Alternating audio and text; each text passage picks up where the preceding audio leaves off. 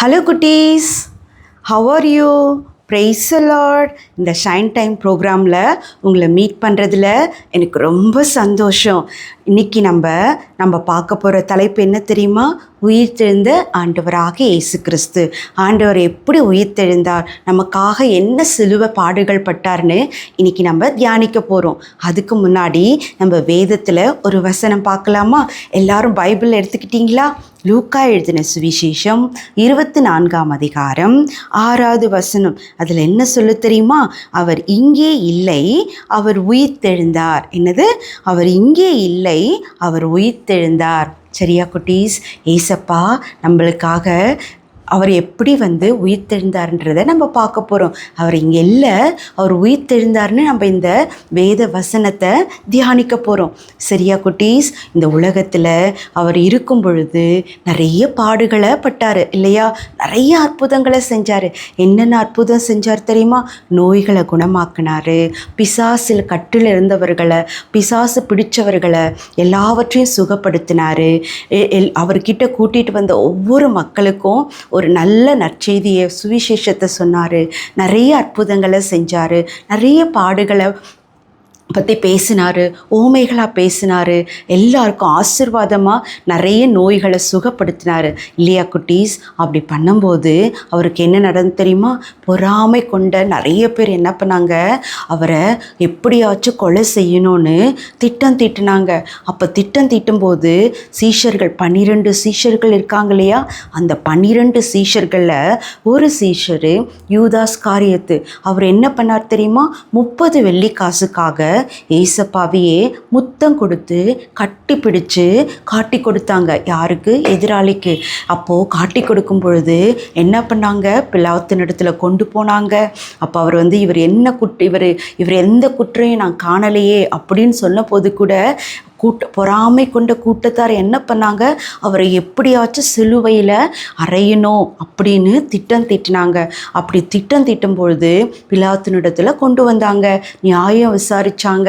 அப்போ கூட என்ன பண்ணாங்க? அவரை சிலுவைக்கு ஒப்பு கொடுக்க நேராக கொண்டு போனாங்க. அப்போது கொண்டு போகும்போது அவர்கள் பிலாத்தோட இருக்கிற போர் சேவகர்களெல்லாம் இருப்பாங்க இல்லையா? அவங்க என்ன பண்ணாங்க தெரியுமா? அந்த போர் வீரர்கள் எல்லாம் ஏசப்பாவை என்ன பண்ணாங்க? அவங்க போட்டிருந்த சட்டையெல்லாம் கழித்து அவருக்கு வேறு வெண்ணாடை, இந்த மாதிரி ரெட் கலர் ஷாலை அவர்கிட்ட கொடுத்தாங்க. வஸ்திரத்தெல்லாம் கிழித்து அவரை துன்புறுத்தினாங்க. அது மட்டும் இல்லை குட்டீஸ், அவர் என்ன பண்ணாங்க? பரியாசம் பண்ணி காரி முகத்தில் துப்பி இப்படியெல்லாம் ஏசப்பாவை கஷ்டப்படுத்தினாங்க. ஏசப்பா இப்படியெல்லாம் பாடுகள்லாம் பட்டாங்க. அது மட்டும் இல்லை, முள்ளால் சிரசில் கொண்டு போய் அவரை காயப்படுத்தினாங்க. அவர் சிலுவையை சுமந்து கொண்டே போனார். போகும்பொழுது எங்கே தெரியுமா கொண்டு போனாங்க? கொல்கதா என்ற கண்மலையில் 2 கள்வர்கள் மத்தியில் ஏசப்பாவை சிலுவையில் அறையப்பட்டாங்க. அப்போ அறையப்படும் போது கூட 2 கையால் ஏசப்பாவை ஆணியால் அடித்தாங்க. 2 காலும் ஒன்றா வச்சு ஆணியால் அடித்தாங்க. ஒரு சின்ன குண்டூசி கூட நமக்கு பட்டால் எவ்வளோ வலிக்கும் குட்டீஸ். ஆனால் சர்வ வல்லமுள்ள ஏசப்பா நமக்காக சிலுவையில் ரத்தம் சிந்தினார். நம்ம பாவங்கள் கழுவப்பட சிலுவையில் ரத்தம் சிந்தினார். எல்லா பாடுகளையும் அவர் என்ன பண்ணார்? தாங்கி கொண்டார். அப்படி இருக்கும் பொழுது அவர் சிலுவையில் அறையப்படும் போது அவருடைய தலையில் என்ன பண்ணாங்க தெரியுமா? இவர் யூதருடைய ராஜா அப்படின்னு சொல்லி எழுதி வச்சாங்க. எழுதி வச்சது மட்டும் இல்லாமல் அவர் இறக்கும் தருவாயில் ஏசப்பா என்ன தெரியுமா சொன்னார்? பிதாவே, இவர்கள் தாங்கள் செய்கிறது என்னதென்று அறியாமல் இருக்கிறாங்க, இவர்களை மன்னிங்க. எவ்வளோ அருமையான ஏசப்பா இல்லை? சாகும்போது கூட என் பிள்ளைகள் ஏதோ தவறு செய்கிறாங்க, தெரியாமல் செய்கிறாங்க அப்படின்னு சொல்லி நமக்காக பிதாவிடத்தில் பரிந்து பேசுகிறவராய் இருக்கிறாரு. எவ்வளோ ஒரு அருமையான தகப்பன் இல்லை? அப்போ அந்த அருமையான தகப்பன் இறக்கும் போது கூட தன் ஜீவனை விடும்போது கூட பிதாவிடத்தில் நமக்காக அவர் என்ன பண்ணுறாரு? பரிந்து பேசுகிறாரு. அவர் இறந்த பிறகு அரிமத்தியு என்னை ஊராகிய யோசேப்பு என்ன பண்ணுறாரு, பிலாத்தினிடத்தில் போய் கேட்குறாரு, ஆண்டவரே என் ஏசப்பாவை சரீரத்தை எங்ககிட்ட கொடுங்க. அந்த சரீரத்தை அவர் வாங்கி என்ன பண்ணுறாரு, துணியால் கட்டி வெள்ளை துணியால் கட்டி என்ன பண்ணுறாங்க, கல்லறையில் கொண்டு போய் விடுறாங்க. அங்கே கல்லறையில் எடுத்துகிட்டு போய் அடக்கம் பண்ணுறாங்க. பண்ண பிறகு என்னாச்சு தெரியுமா, அப்புறம் அங்கே காவலர்கள் கண்டிப்பாக இருப்பாங்கள்ல, பிலாத்தினுடைய காவலர்கள் எல்லாம் என்ன பண்ணாங்க, காவல் காத்தாங்க இங்கே கல்லறையில். அப்போது இந்த பிலாத்தினுடைய காவலர்கள் பிலாத்துக்கிட்ட போயிட்டு, ஆண்டவரே, யார் தெரியுமா, ஆசாரியரும் பிரதான ஆசாரியும் பரிசேயரும் பிலாத்தினிடத்தில் போயிட்டு என்ன பண்ணாங்க, ஆண்டவரே ஏசப்பா 3ஆம் நாளில் உயிர் தெழுந்துருவார்னு சொன்னதா எங்களுக்கு ஞாபகம் இருக்குது. நாங்கள் என்ன பண்ணுறோம், அந்த கல்லறையை போய் பத்திரப்படுத்தி கொள்கிறோம் அப்படின்னு பிலாத்தினிடத்தில் இந்த போர் சேவகர்கள் என்ன பண்ணுறாங்க, காவலர்கள் பிலாத்தினிடத்தில் கேட்குறாங்க. அப்போ கேட்கும்போது பிலாத்து என்ன தெரியுமா சொல்கிறாரு, நீங்கள் உங்களால் முடிஞ்ச மட்டும் நீங்கள் போய் பத்திரப்படுத்தி கொள்ளுங்க அப்படின்னு சொல்லிட்டாரு. சொன்ன பிறகு இந்த காவலர்களை என்ன பண்ணாங்க தெரியுமா, கல்லறையில் போயிட்டு காவலர் இருந்தாங்க. அப்போ இருக்கும் பொழுது ஏசப்பா வானத்திலிருந்து தேவ தூதர்கள் வராங்க. தேவ தூதர்கள் வரும் பொழுது என்னாச்சு தெரியுமா, இந்த கல்லறை தள்ளி அந்த கல்லறை மேலே அந்த கல் மேலே உட்காந்துருந்தாங்க. அவங்க வரும்போதே பூமி என்ன ஆச்சுன்னா அதிர்ந்துச்சு. அப்போ அந்த கல்லறையில் ஓய்வு நாளான முதல் வாரத்தில் என்ன பண்ணுறாங்க, ஓய்வு நாள் முடிஞ்சு முதல் வாரத்தில் மரியாள் என்ன பண்ணுறாங்க, மகதலேன மரியாள் என்ன பண்ணுறாங்க, கல்லறை கிட்ட போகிறாங்க. போகும்போது கல் என்ன ஆகுது, தள்ளப்பட்டிருக்கு. அந்த கல் மேலே யார் உட்காண்ட்ருக்காங்கன்னா தேவ தூதர்கள் உட்காண்ட்ருக்காங்க. தேவ தூதர்கள் வரும்போது பூமி என்ன ஆச்சுன்னா அதிர்ந்துச்சு. தேவ தூதர்கள் எப்படி இருப்பாங்க, மின்னலை போல். அவங்களுடைய ரூபம் ரொம்ப அழகாக இருக்கும். அது மட்டும் இல்லை, அவங்க என்ன அணிஞ்சிருப்பாங்க, வெண்ணாடை கொண்டு, வெண்ணாடை என்னது, ஒயிட் கலர் ட்ரெஸ்ஸில் ஒரு தெய்வ தூதர்கள் ஏஞ்சல்ஸ் எப்படி இருப்பாங்க, ஒயிட் கலர் ட்ரெஸ் போட்டு எவ்வளோ அழகாக இருப்பாங்கள்ல, அவங்க உட்காந்துருந்தாங்க. அப்போது யார் வந்தது, மரியாள் என்ன பண்ணுறாங்க, அழுறாங்க, ஐயோ என் ஆண்டவரை காணவில்லையேன்னு. அப்போ தெய்வ தூதர்கள் என்ன சொல்கிறாங்க, பயப்படாத ஸ்ரீயே, பயப்படாத, இயேசு தான் சொன்னபடி அவர் இங்கே இல்லை, அவர் உயிர்த்தெழுந்தார் அப்படின்னு தெய்வ தூதர் யாருக்கு சொல்கிறாங்க, ஸ்ரீக்கு மரியாளுக்கு சொல்கிறாங்க. அதை என்ன சொல்கிறாங்க, தேவதூதர் நீங்கள் போய் இந்த விஷயத்தை உங்கள் சீஷர்கள் கிட்டலாம் சொல்லுங்கள், உங்களுக்கு முன்னாடி ஏசப்பா கலிலேயா போவார் அப்படின்னு தேவதூதர்கள் என்ன சொன்னாங்க, மரியாளுக்கு சொல்கிறாங்க. மரியாள் என்ன பண்ணுறாங்க தெரியுமா, அழுதுகிட்டே அந்த கல்லறைக்குள்ளே போகிறாங்க. அப்படி போகும்போது தலைமட்டில் அந்த துணியை சுற்றி இருக்கும் இல்லையா, அங்கே ஏசப்பா இல்லை, ஆனால் அங்கே துணி மட்டும் சுற்றி அங்கே இருக்கும் இல்லையா வைக்கப்பட்ட இடம், அந்த இடத்துல தலைமாட்டில் 2 தேவ தூதர்களும் கால் மாட்டில் ஒரு தேவ தூதர்களும் இருக்கிறத கண்டு அழுதுகிட்டே வராங்க. அழுதுகிட்டே வரும்பொழுது, ஸ்ரீயே நீர் ஏன் அழுகிறாய் அப்படின்னு அவங்க கேட்குறாங்க. நீங்கள் என் ஆண்டவரை எங்கே வைத்திருக்கிற இடத்த நீங்கள் சொன்னீங்கன்னா நான் போய் பார்ப்பேன்னு அழுகிறாங்க. அவங்களுக்கு தெரியல பின்னாடி யார் இருக்கிறது, ஏசப்பா நின்றுருக்காங்கன்னு அவங்களுக்கு தெரியல. அப்போ தெரியாத போது யாரோ ஒருத்தர் இங்கே சொல்கிறாங்கன்னு சொல்லும்போது, ஏசப்பா மரியாளே அப்படின்னு சொன்ன உடனே திடீர்னு அவங்க என்ன பண்ணாங்க, திரும்பி பார்த்து ரபுனி அப்படின்னு அவங்க உரத்த சத்தத்தோட சொல்கிறாங்க. ரபுனின்னா என்ன தெரியுமா, போதகரே. நம்ம எல்லாரும் என்ன சொல்வோம், போதகரேன்னு சொன்ன பிறகு மரியாளே கலங்காதே அப்படின்னு சொல்லும்போது மரியாளுக்கு ரொம்ப சந்தோஷம். அவங்கள தொடும்போது ஏசப்பா என்ன தெரியுமா சொல்கிறாரு, நீ என்னை தொடாத, நான் இன்னும் பிதாவிடத்தில் போய் இன்னும் சேரலை அப்படின்னு சொல்கிறாங்க. ஏசப்பா உயிர்த்தெழுந்த முதல் நாளில் யாருக்கு காட்சி கொடுத்தாங்க தெரியுமா, மரியாளுக்கு தான் காட்சி கொடுத்தாங்க. அடுத்தது யாருக்கு காட்சி கொடுத்தாங்க தெரியுமா, சீஷர்களுக்கு. சீஷர்கள் எல்லாம் பயந்து கலக்கத்துடன் என்ன பண்ணுறாங்க, பேசிகிட்டே இருக்கிறாங்க. அப்போ அவர்கள் மத்தியில் ஏசப்பா பிரத்யட்சமாக காட்சி கொடுத்து கலங்காதீங்க அப்படின்னு யார் சொல்கிறாங்க? பயப்படாதீங்க, கலங்காதீங்க அப்படின்னு சொன்ன உடனே சீஷர்களுக்குள்ள ஒரு பெரிய பயம் வந்துடுச்சு. என்ன தெரியுமா? இப்போ யாருன்னா செத்து போயிட்டாங்கன்னா முன்னாடி வந்தாங்கன்னா எவ்வளோ கஷ்டமாக இருக்கும்ல. என்ன சொல்லுவாங்க? ஐயோ ஆவி வந்துருச்சுன்னு அப்படின்னு நம்ம பயப்படும்ல. அதே மாதிரி தான் சீஷர்களும் பயந்தாங்க. அப்போ ஏசப்பா சொன்னார், கலங்காதீங்க, நான் தான், நீங்கள் என்னை தொட்டு பாருங்கள், என் கைகளை பாருங்கள், என் கால்களை பாருங்கள், என் கை விரலை தொட்டு பாருங்கன்னு அப்படின்னு ஏசப்பா யாருக்கு காட்சி கொடுத்தாரு? சீஷர்களுக்கெல்லாம் காட்சி கொடுத்தாங்க. அப்போ சீஷர்களெல்லாம் தொடும்போது அவங்க என்ன பண்ணாங்க? நம்பினாங்க. அப்புறம் மூணாவதா யாருக்கு காட்சி கொடுத்தாரு தெரியுமா? தோமாவுக்கு காட்சி கொடுத்தாங்க.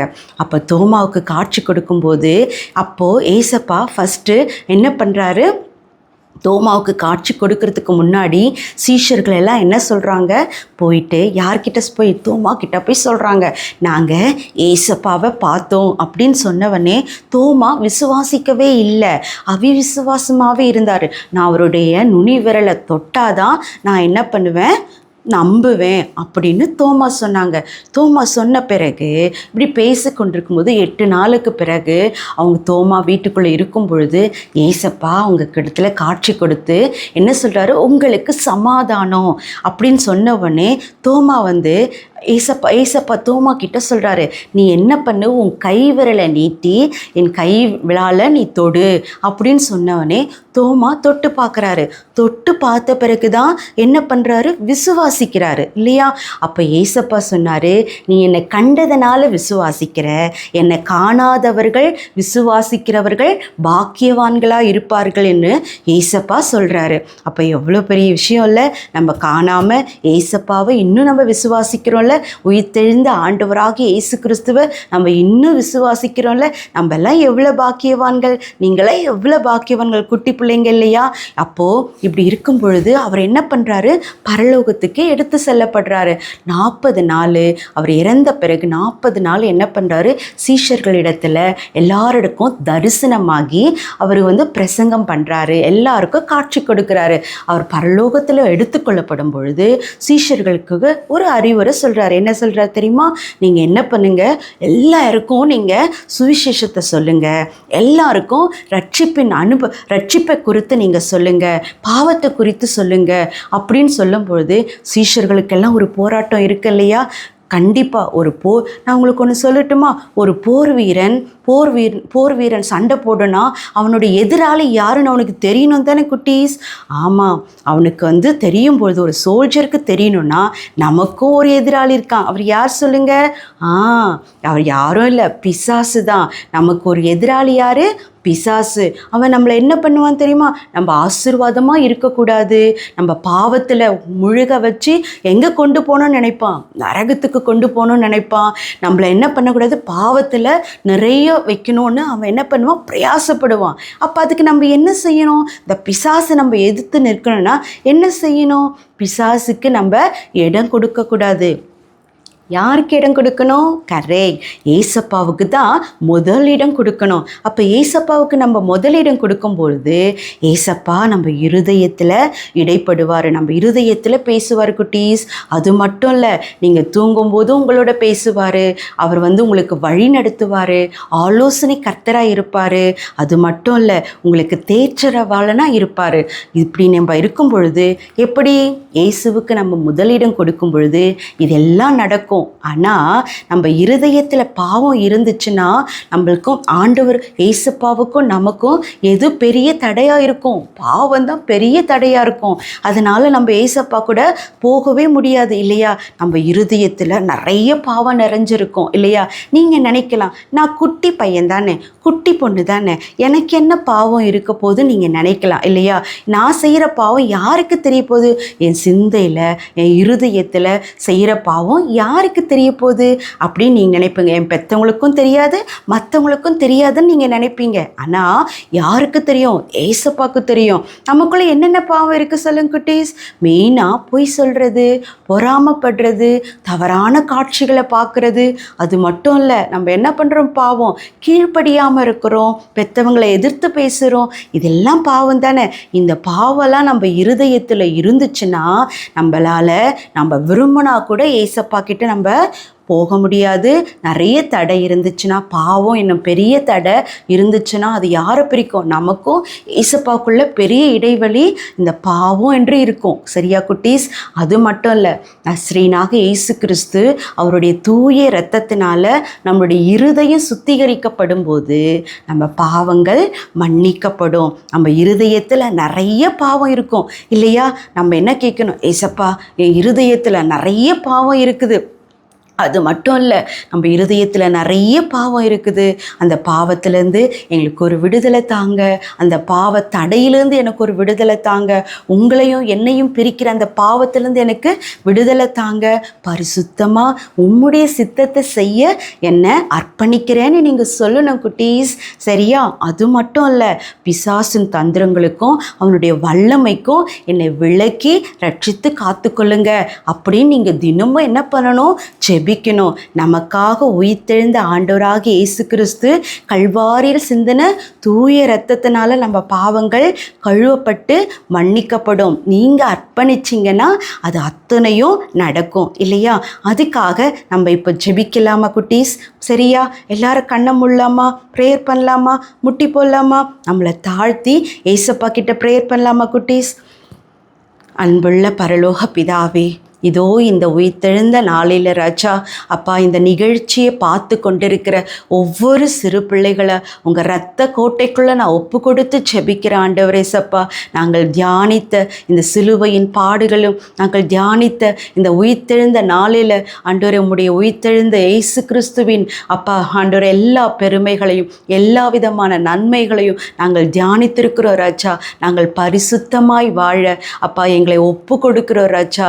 எங்கள் இருதயத்தில் இருக்கிற ஆண்டவரே இந்த பாவங்கள் கல்வாரியில் சிந்தின உடைய தூய இரத்தத்தினால கழுவி சுத்திகரிங்க ஏசப்பா. ஆண்டவரே இந்த பார்த்து கொண்டிருக்கிற ஒவ்வொரு சிறு குழந்தைகளுக்குள்ள அப்பா பொய்கள், ஆண்டவர் பொறாமைகள், கீழ்ப்படியாமைகள் இருக்கிற எல்லா விதமான பிசாசின் தந்திரங்களையும் வல்லமைகளையும் இயேசுவின் நாமத்தில் நான் கட்டுகிறேன் தகப்பனை, கடிந்து கொள்ளுகிறேன் ராஜா. ஆண்டவரே பிள்ளைகள் வளர விடாம பண்ணுகிற இந்த பிசாசின் தந்திரங்களை வல்லமைகளை இயேசுவின் நாமத்தில் நாங்கள் கட்டுகிறோம் தகப்பனே. இதுக்காக அர்ப்பணிக்கிற ஒவ்வொரு சிறு குழந்தைகளை நீங்கள் தொட்டு ஆசீர்வதிங்கப்பா, பரிசுத்தப்படுத்துங்கப்பா. தன்னை அர்ப்பணிக்கிற ஒவ்வொரு சிறு குழந்தைகளை நீங்கள் தொடுங்க ஆண்டவரே. அப்பா கல்வாரியில் சிந்து நம்முடைய தூய இரத்தத்தினால அப்பா எங்களுடைய இருதயங்கள் சுத்திகரிக்கப்படட்டும், எங்கள் பாவங்கள் மன்னிக்கப்படட்டும். உமக்கும் எங்களுக்கும் இருக்கிற அன்றைய அந்த பிரிவினைகள், அன்றைய பாவம் என்னும் பிரிவினைகள் எங்களை விட்டு விலகி போகட்டும் ராஜா. பிள்ளைகளுக்காக உத்தரவாதம் பண்ணி ஜெபிக்கிற ஒவ்வொரு பேரண்ட்ஸை ஆசீர்வதிங்கப்பா. அந்த நிகழ்ச்சியை பார்த்து கொண்டிருக்கிற ஒவ்வொரு தாயாரை தகப்பனாரை நீங்கள் தொடுங்க ஆண்டவரேப்பா. பிள்ளைகளுக்காக ஒவ்வொரு நாளும் பாரப்பட்டு ஜெபிக்கிற ஒவ்வொரு தாயாரையும் தகப்பனையும் ஆசீர்வதிங்கப்பா. அவர்கள் கேட்டுக்கொள்ளது எதுவோ அதை நீங்கள் அதிகமாக செய்கிற வல்லமையுள்ள தகப்பன் அப்பா. நீங்கள் சர்வ வல்லமையுள்ள தகப்பன் என்று நாங்கள் விசுவாசிக்கிறோம்ப்பா.